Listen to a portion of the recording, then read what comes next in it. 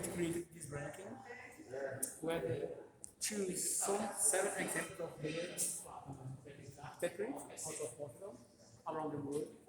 In Brazil, they choose two of these examples. This is one, and another in Ouro Preto, another Franciscan church in Ouro Preto, in Minas Gerais. Okay, but there is some other examples in Morocco, India, China, okay, Angola.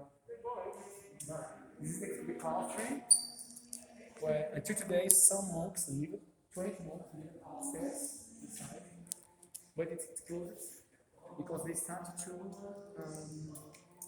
repair some of these panels of Portuguese tiles. Here exists the biggest collection of Portuguese tiles out of Portugal. Wow. Made by hand in Portugal and came to here by boat. And how old is all this? They finished this church in 1752. All the church, different times. Okay. So this is jacaranda wood. It's very hard to sculpt this wood. Very expensive. And they use this a lot inside the buildings in all colonial times, here in Brazil and also in Portugal, to decorate inside the buildings. Okay.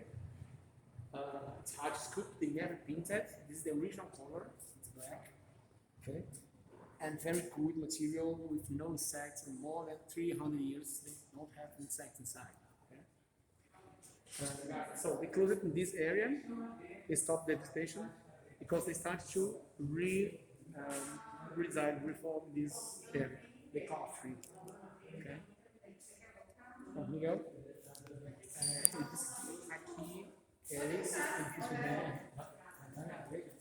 É uma das 7 maravilhas da arquitetura do fora de Portugal.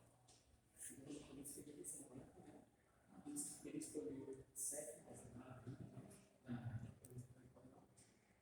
Quis fazer as colônias, né? O Brasil.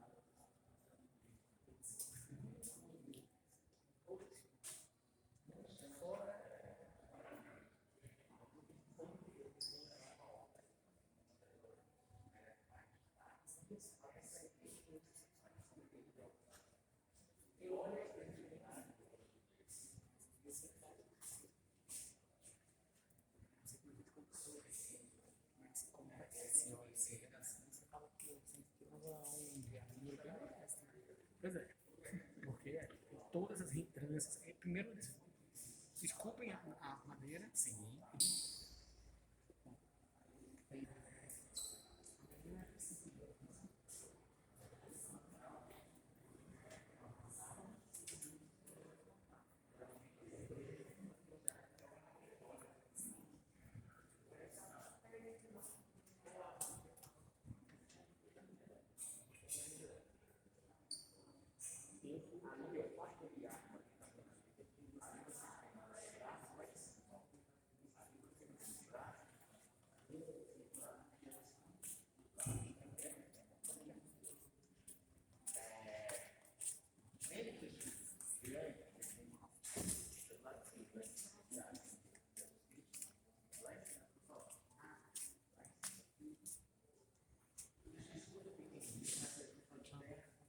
Kilos of gold inside this church.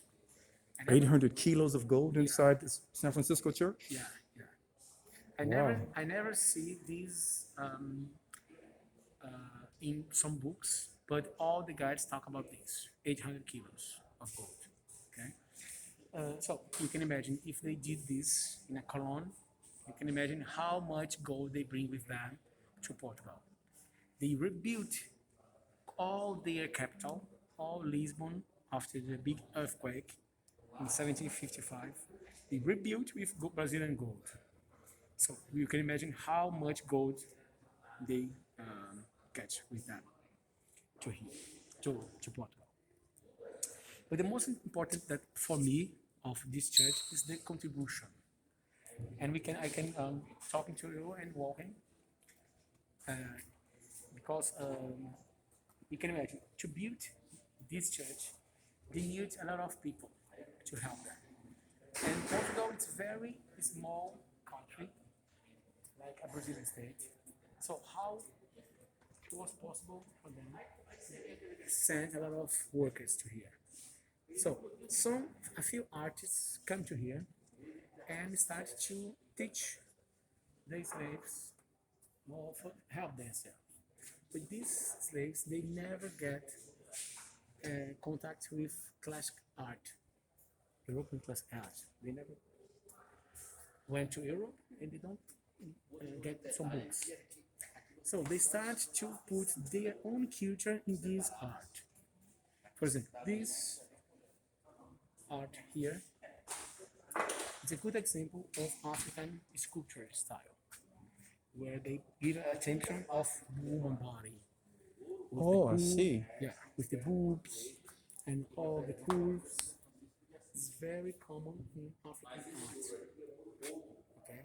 So they were trained to do this, or they just came over here? Yeah, Like the actual slaves that were in Yeah. Salvador? Yeah, They were learn- trained in to do these arts? Yeah, they learn, they teach, they try to teach some of classical art to the slaves, African indigenous, but from these people, they put their own culture in this art. The African art here, and sometimes they put their faces on these angels. You can see this is very Latin face. It's like an indigenous with his eyes, the nose, all the head. So you can see it's more Latin, more indigenous than European classical face. You know? So this is very interesting for them. And the naked body for them is not a problem from these tribes of indigenous and Africans. So all the time you can see naked body in this church.